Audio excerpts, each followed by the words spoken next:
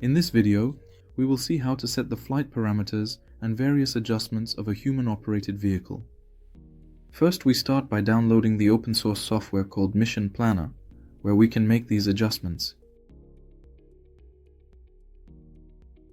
When we type Mission Planner into our browser and search, the download page will appear. We enter the site. From the left menu, we need to find the previous versions under the Installing Mission Planner section. The reason we are using the previous version is due to the flight board we are using. Here we can also choose the latest version, but we will continue our processes using the version. We are waiting for the download to complete. At this stage, our download is complete, and we can move on to the installation phase. We open our installation file and follow the instructions as shown in the video. We are waiting for our installation to complete. Once our installation is complete, we simply start the program by easily typing its name in the Start menu. We have completed our installation. After this stage, we start our processes by setting the flight modes, which is our first adjustment. To set the flight modes, the Mission Planner software is first launched.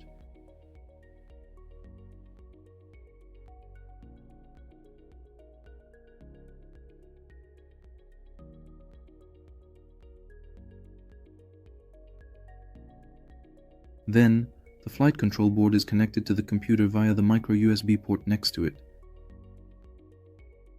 After the connection is established, you click the Connect button located in the upper right corner of the software and wait for the parameters to be retrieved. Once the parameters are retrieved, our connection will be successfully established.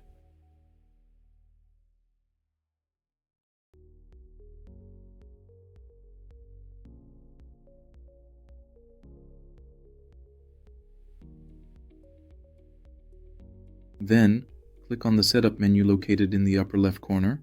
The flight modes can be adjusted from the mandatory hardware and flight mode section. First, we select Flight Mode 1 as Stabilize.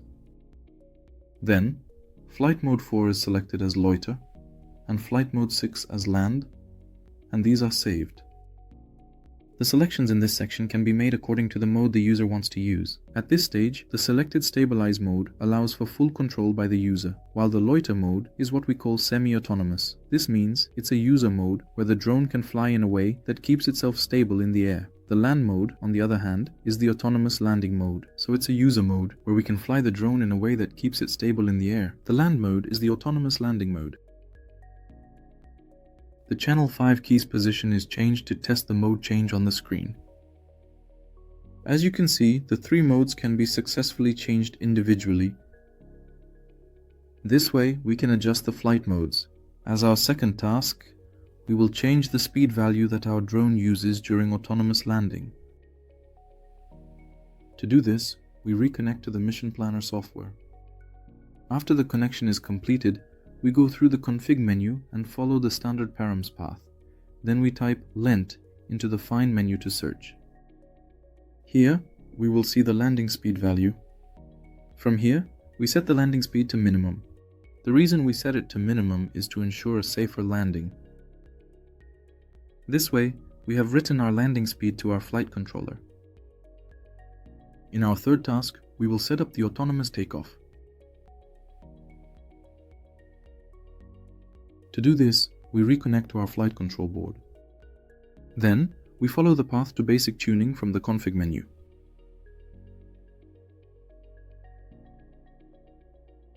In the basic tuning, set climb sensitivity low for safety, then extended tuning. The purpose of doing this is to ensure a safe takeoff.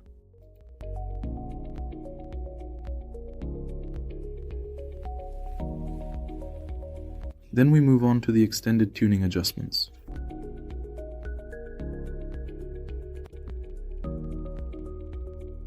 Here, to set the autonomous mode on the controller, we first need to configure the button. First, we activate the SVB button on our controller through R7.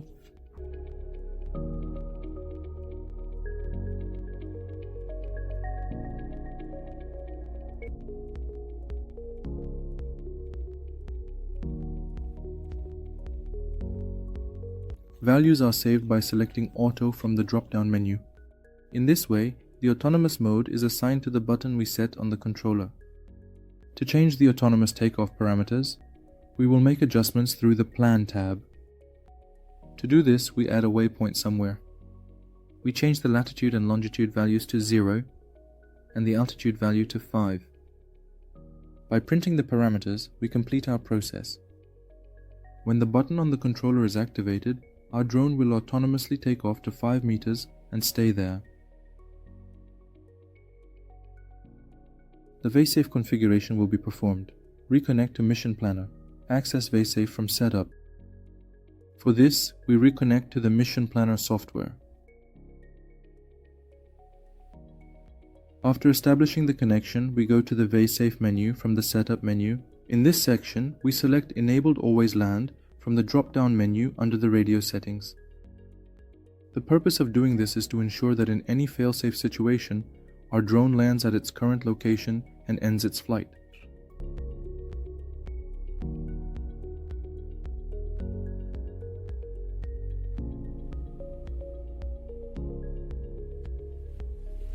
To set up the failsafe, we also need to make various configurations through the controller. In the controller menu, go to the endpoint menu within the function setup. Channel 3 is set to 120% and the value is saved.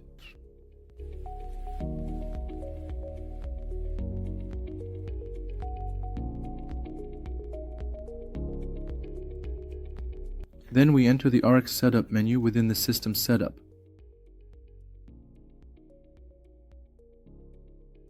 In this particular section, we will enter the failsafe menu and then proceed to the Channel 3 menu. The value of Channel 3, which is set to off, is turned on to activate the failsafe. At this stage, the throttle stick is moved to the highest and lowest levels, and the value is saved. We go back to the endpoints menu, and before that, we bring the value we set to 120% back down to 100% and save it. In this way, our VSafe setup is completely finished.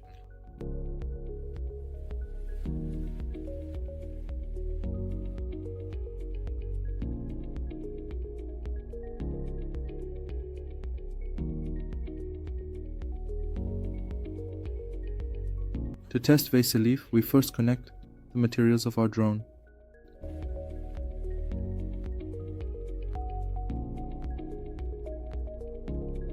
We turn on our controller and give throttle to the motors while arming our drone without the propellers.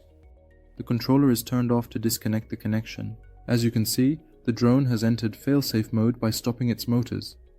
With the failsafe setup, we have reached the end of this video. Thank you for listening.